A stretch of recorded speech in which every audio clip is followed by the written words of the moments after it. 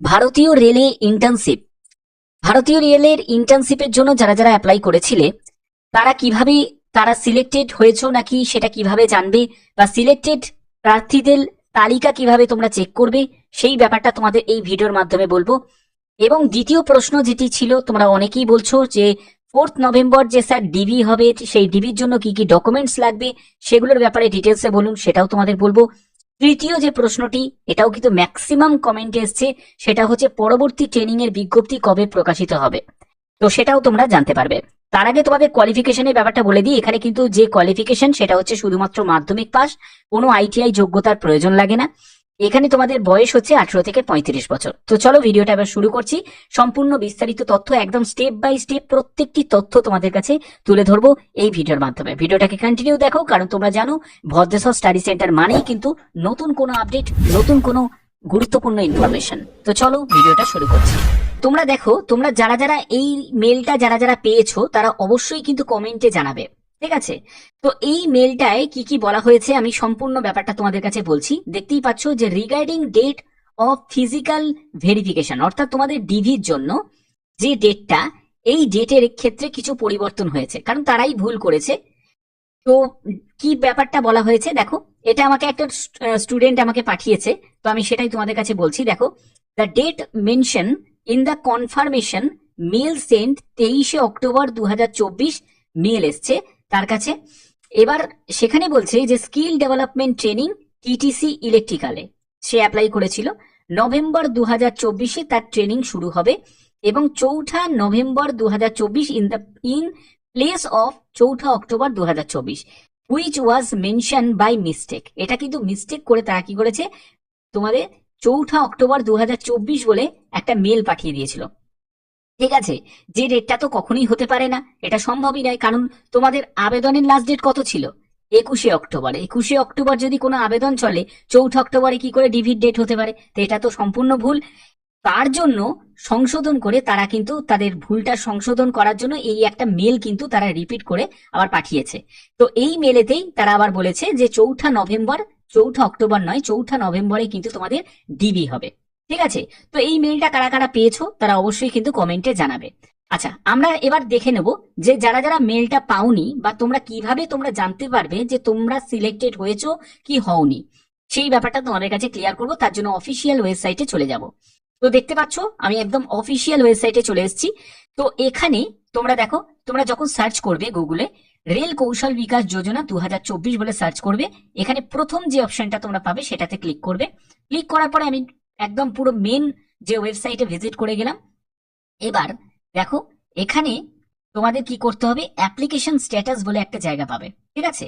এই অ্যাপ্লিকেশন স্ট্যাটাসে তোমাকে ক্লিক করতে হবে। ক্লিক করার পরে এখানে তুমি আবেদন করার সময় যে মেল আইডিটা ইনপুট করেছিলে সেই মেল আইডিটা তোমাকে বসাতে হবে, আর পাসওয়ার্ড বসাতে হবে। এবার তুমি যদি বলো যে স্যার আমি তো পাসওয়ার্ড ভুলে গেছি, আমি কি করব? তো তুমি যদি পাসওয়ার্ড ভুলে গিয়ে থাকো কোনো অসুবিধা নেই, তার জন্য তোমাকে এই ফরগট পাসওয়ার্ডে গিয়ে ক্লিক করতে হবে। এখানে দেখো তোমাকে বলছে enter your registered mail address. তো অর্থাৎ তোমাকে এখানে তোমার মেল আইডিটা যেটা আবেদন করার সময় যে বসিয়েছিলে সেই মেল আইডিটা এখানে বসাতে হবে। আর এখানে যে একটা ক্যাপচা কোড দেখতে পাচ্ছ, এই ক্যাপচা কোডটা তোমাকে বসিয়ে দিতে হবে, সাবমিট করতে হবে। তোমার মেল আইডিতে একটা ওটিপি আসবে, সেই ওটিপিটা যখন তুমি বসাবে তখন কিন্তু তুমি আবার নতুন করে কিন্তু পাসওয়ার্ড ক্রিয়েট করতে পারবে। বোঝা গেল? অর্থাৎ পাসওয়ার্ড যদি ভুলে যাও কোনো অসুবিধা নেই, এইভাবে তুমি পাসওয়ার্ডটা তুমি আবার রিজেনারেট করে নিতে পারবে। আচ্ছা, এবার দেখো, এবার কিভাবে তুমি স্ট্যাটাসটা চেক করবে সেটা তোমাদের দেখাচ্ছি। স্ট্যাটাস চেক করার জন্য অবশ্যই তোমাকে এখানে মেল আইডি আর পাসওয়ার্ড বসাতে হবে। তো আমি মেল আইডি আর পাসওয়ার্ডটা বসিয়ে নিচ্ছি। এবার আমি লগ ইন অপশনে ক্লিক করব। তো লগ ইন অপশনে ক্লিক করার পরে যার নামে এই ফর্মটা ফিল আপ করা হয়েছে, তো আমি এটা একটা মানে ফলস ভাবে আমি ফর্মটা ফিল আপ করেছিলাম, ঠিক আছে, জাস্ট তোমাদের বোঝানোর জন্য। তো এরকম একটা নাম দিয়ে, তো এখানে তুমি যখনই ক্লিক করবে তুমি এখানে কিন্তু স্ট্যাটাসটা তুমি চেক করতে পারবে। তো এখানে তোমাদের স্ট্যাটাস চেক করার জন্য এখানে অ্যাপ্লিকেশন স্ট্যাটাসে গিয়ে ক্লিক করব। দেখো, ক্লিক করার পরে এখানে তোমরা দেখতে পাচ্ছ যে এই যে যে আবেদনটা করা হয়েছিল, দুটো আবেদন পরপর দেখতে পাবে। আমি দুবার অ্যাপ্লাই করেছিলাম। তো এখানে আমি এটাকে অ্যাপ্লিকেশন উইথড্র করে দিয়েছি। কেন উইথড্র করে দিয়েছি? কারণ দেখো, এটা তো আমি ফলস ভাবে আবেদন করছি। তো ফলস ভাবে আমি যদি সঠিকভাবে যদি আবেদন করি তাহলে তো ঠিক আছে, কিন্তু ফলস ভাবে আবেদন করে সেই জায়গাটা কিন্তু একটা সিট বুক হয়ে যেতে পারে। তো এটা তো যারা ন্যায্য, যারা ক্যান্ডিডেট, যারা কারেক্ট ভাবে যারা আবেদনটা করছে, আমি তো ফলস ভাবে তোমাদের বোঝানোর জন্য আবেদনটা করছি, তো আমার তো একটা সিট বুক করে কোনো লাভ নেই, ঠিক না? এর থেকে যারা যোগ্য ক্যান্ডিডেট তারা যদি সেই জায়গাটা চান্স পাবে, তার জন্য আমি কি করেছি, আবেদন করার পরে সেটাকে উইথড্র করে নিয়েছি। ঠিক আছে, তো তোমাদের অ্যাপ্লিকেশন স্ট্যাটাসের জায়গাটা কি দেখাবে, যারা যারা সিলেক্টেড হবে তাদের এখানে সিলেক্টেড বলে লেখাটা আসবে, আর যারা যারা ওয়েটিং এ চলে যাবে তাদের ওয়েটিং বলে, ক্যান্ডিডেট বলে এরকম একটা দেখাবে। ঠিক আছে, এবার তোমাকে এখান থেকে কিন্তু একটা প্রিন্ট আউটটা নিয়ে নিতে হবে। এই যে প্রিন্ট আউটের যে অপশনটা তোমরা দেখতে পাচ্ছ, এখান থেকে তুমি প্রিন্ট আউট কিন্তু করে নেবে। ঠিক আছে, যদি তুমি সিলেক্টেড হয়ে যাও তাহলে তোমাকে প্রিন্ট আউটটা তোমাকে করে রাখতে হবে, আর যদি তুমি ওয়েটিং লিস্টেও থাকো তবুও তুমি প্রিন্ট আউটটা রেখে দেবে, কারণ এই প্রিন্ট আউটটা কিন্তু তোমাদের ডিবির সময় প্রয়োজন। তো বোঝা গেল যে এইগুলো কিন্তু তোমাদের লাগবে। ঠিক আছে, ডিভির সময়। এবার ডিভির সময় আর কি কি প্রয়োজনীয় ডকুমেন্টস তোমাদের লাগবে সেটাও তোমাদের আমি দেখাবো। তো এখানে যারা যারা সিলেক্টেড ক্যান্ডিডেট তাদের ডিভির সময় কি কি ডকুমেন্টস লাগবে, তো তোমাদের যেটা লাগবে সেটা ফটোগ্রাফ আর সিগনেচার, যেটা তোমাকে কিন্তু যে অ্যাপ্লিকেশন যে স্ট্যাটাসটা তুমি চেক করার পরে যে প্রিন্ট আউটটা নিয়েছো সেখানে কিন্তু ফটো লাগানোর জায়গা আছে এবং সিগনেচারও করতে হবে। তারপরে তোমাদের মার্কশিট, মাধ্যমিকের মার্কশিট সেটা লাগবে, মাধ্যমিকের সার্টিফিকেট সেটা লাগবে। এরপরে হচ্ছে ফটো আইডেন্টি প্রুফ, যেখানে তোমাদের আধার কার্ড, ব্যাংক পাসবুক, তারপরে হচ্ছে রেশন কার্ড, প্যান কার্ড। ঠিক আছে, এনি ওয়ান। তবে যদি এগুলো সবকটাই তোমার থাকে তাহলে সবকটাই তুমি নিয়ে যেতে পারো, অসুবিধা কিছু নেই। ঠিক আছে, একটা কথা মনে রাখবে, এর কিন্তু জেরক্স কপিও তোমরা সঙ্গে ক্যারি করবে এবং অরিজিনালও তোমরা রাখবে। এবার হচ্ছে এই দুটো ফরম্যাট তোমরা কোথায় পাবে, তো দেখো এখানে এফিডেভিট 10 টাকার নন জুডিশিয়াল স্ট্যাম্প পেপার আর হচ্ছে মেডিকেল সার্টিফিকেটের ফর্মটা তোমরা কোথায় পাবে সেটা তোমাদের দেখাচ্ছি। তো দেখতে পাচ্ছ আমি একদম মেন পেজে চলে এসেছি, রেল কৌশল বিকাশ যোজনা। তো এই মেন পেজেতে তোমরা জাস্ট একটু স্ক্রল করে দেখবে, এই যে ডাউনলোড বলে একটা সেকশন দেখতে পাবে, এখানে জাস্ট একটিবার ক্লিক করবে। এখানে দেখো যে ফর্মগুলো তোমরা পেয়ে যাবে, যেটা হচ্ছে এফিডেভিট ফরম্যাট। এইখানে তোমাদের জাস্ট ভিউ অপশনে যখন তুমি ক্লিক করবে, এটা একবার দেখে নিতে পারো। এই ফর্মটা তোমাদের কিন্তু ফিল আপ করতে হবে। ঠিক আছে, ফিল আপ করতে হবে। এখানে তোমার নাম, তোমার বাবার নাম, তারপরে হচ্ছে যে তোমার বয়স কত, তোমার অ্যাড্রেস কি, সম্পূর্ণ ডিটেলসটা, কোন ইনস্টিটিউটে তুমি সিলেক্ট করেছো আবেদন করার জন্য, এগুলো সম্পূর্ণ এখানে তোমাকে মেনশন করতে হবে। ঠিক আছে, এগুলো সম্পূর্ণ তোমাকে ফিল আপ করে তারপরে কিন্তু তোমাকে এটা সঙ্গে নিয়ে যেতে হবে, এই 10 টাকার নন জুডিশিয়াল স্ট্যাম্প পেপারটা। ঠিক আছে, এবার এবার এটা তোমার একটা একটা হলো। এর দ্বিতীয় যেটা সেটা হচ্ছে এটা মেডিকেল সার্টিফিকেট প্রফর্মা। তো এইটাও কিন্তু তোমাদের ফিল আপ করতে হবে। এখানে কিন্তু তোমার নাম হবে, তারপরে তোমার বাবার নাম হবে, তারপরে হচ্ছে তোমার বয়স কত, তোমার সম্পূর্ণ ঠিকানা পিনকোড পর্যন্ত। ঠিক আছে, কোন ট্রেডে তুমি আবেদন করেছো ইলেকট্রিক্যালে সেটা তোমাকে এখানে সিলেক্ট করতে হবে, যে ট্রেডে তুমি আবেদন করেছো সেই ট্রেডটার নাম কিন্তু এখানে দিতে হবে। ঠিক আছে, এরপরে তোমাদের এই জায়গাটা সম্পূর্ণ মেডিকেল যে ডক্টর সেই কিন্তু এই ব্যাপারটা কিন্তু তোমাকে সই ঠই করে দেবে। ঠিক আছে, ডেট হবে, তারপর সে স্ট্যাম্প মেরে দেবে।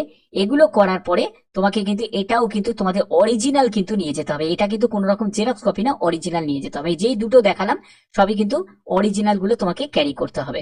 অনেকেই জানতে চাইছো যে যে স্যার পরবর্তী নেক্সট ট্রেনিং কবে থেকে শুরু হবে, সেটা ভাবা কিভাবে আমরা জানবো।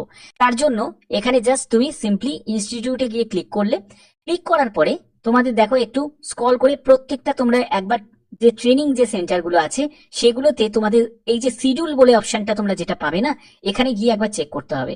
শিডিউলে তোমরা দেখবে, যেমন দেখো এটা হচ্ছে 8ই এপ্রিল 2024 পর্যন্ত এর মানে এদের লাস্ট ট্রেনিং হয়েছে, তারপরে কিন্তু এই মাসগুলো কিন্তু ফাঁকা। অর্থাৎ এখানে কিন্তু কোন রকম এখন বর্তমানে ট্রেনিং এর সম্ভাবনা, মানে আমি এই ইনস্টিটিউটটার কথা বলছি, আদার্স গুলো কিন্তু থাকবে। দেখো আমি আরো চেক করব, তো আমি 5-এ চলে গেলাম একেবারে, সেখানেও আমি দেখছি, তো এখানে দেখতে পাবে। দেখো এখানে দেখো, এখানে দেখো 4 নভেম্বর থেকে 26 নভেম্বর পর্যন্ত একটা মানে ট্রেনিং চলবে, যেই ট্রেনিং এর জন্য লিস্ট প্রকাশিত হয়েছে। ঠিক আছে, এবার দেখো 4 নভেম্বর থেকে 26 নভেম্বর পর্যন্ত চলছে। তারপরে দেখো আবার 9ই ডিসেম্বর থেকে 30 ডিসেম্বর পর্যন্ত আর একটা ট্রেনিং চলবে। তারপরে আবার 2025-এ 6ই জানুয়ারি 2025 থেকে 27শে জানুয়ারি 2025 পর্যন্ত আবার ট্রেনিং চলবে। ঠিক আছে, অর্থাৎ বুঝতে পারছো যে এরকম করে অনুযায়ী কিন্তু ট্রেনিং কিন্তু হবে। এবার এটা কিন্তু বিভিন্ন ট্রেড ব্যাপারটা হচ্ছে। যখন ওয়েল্ডিং এর জন্য দেখো হচ্ছে, ঠিক আছে, ডিসেম্বর মাসে যেমন ওয়েল্ডিং এর জন্য কিন্তু ফাঁকা, অর্থাৎ ডিসেম্বর মাসে কিন্তু ওয়েল্ডিং এর হবে না, ফিটারের আবার কিন্তু হবে 4 নভেম্বর থেকে 26 নভেম্বর, আবার কিন্তু ফিটারের জন্যও কিন্তু হবে। ঠিক আছে, তো এইগুলো কিন্তু বিভিন্ন কিন্তু তোমাকে শিডিউল গুলোকে চেক করতে হবে, যে শিডিউলে আমাদের পরবর্তী আবার বিজ্ঞপ্তি প্রকাশিত হবে। আর যখন বিজ্ঞপ্তি প্রকাশিত হবে, কোনো চিন্তার ব্যাপার নেই, সেই ইনফরমেশন তোমরা আমার চ্যানেলের মাধ্যমে সবার আগে সেটা পেয়ে যাবে। ইলেকট্রিক্যালে যদি দেখি, তোমাদের দেখো ইলেকট্রিক্যালে তোমাদের 4 নভেম্বর থেকে 25 নভেম্বর যে এই যে যে যে লিস্টটা প্রকাশিত হয়েছে, সেই সব ক্যান্ডিডেটরা এটাতে সুযোগ পাবে। পরবর্তী দেখো 4 ডিসেম্বর থেকে 24 ডিসেম্বর পর্যন্ত, 4 ডিসেম্বর থেকে 24 ডিসেম্বর পর্যন্ত কিন্তু ইলেকট্রিক্যালের জন্য আবার কিন্তু ট্রেনিং শুরু হবে। ঠিক আছে, অর্থাৎ বুঝতে পারছো, এই রকম করে কিন্তু তোমাদের চেক করতে হবে। ঠিক আছে, প্রতিনিয়ত তোমরা চেক করতে পারো, আর একটা টার্গেট তোমরা ফিক্স করে রাখতে পারো যে এইসব জায়গাগুলো যখন হবে তার আগে কিন্তু তোমাদের একটা প্রস্তুতি রাখতে হবে, বা যে যে ডকুমেন্টস গুলো তোমাদের এখানে প্রয়োজন সেগুলো তোমাদের কিন্তু রেখে দিতে হবে রেডি করে। ঠিক আছে, তো এই হচ্ছে তোমাদের সম্পূর্ণ ব্যাপারটা তোমাদের কাছে ক্লিয়ার করলাম, একদম স্টেপ বাই স্টেপ প্রত্যেকটি তথ্য তোমাদের কাছে সুন্দর করে ব্যাপারটা বুঝিয়ে দিলাম। এরকমই গুরুত্বপূর্ণ তথ্য পাওয়ার জন্য অবশ্যই কিন্তু চ্যানেলটাকে তোমরা সাবস্ক্রাইব করে রাখবে, কারণ ভদ্রেশ্বর স্টাডি সেন্টার এরকমই কিন্তু গুরুত্বপূর্ণ আপডেট তোমাদের প্রতিনিয়ত কিন্তু প্রোভাইড করে থাকে। এরকমই গুরুত্বপূর্ণ আপডেট পাওয়ার জন্য অবশ্যই চ্যানেলটাকে সাবস্ক্রাইব করে রাখবে। তো এখনের মতো এইটুকুই, টাটা।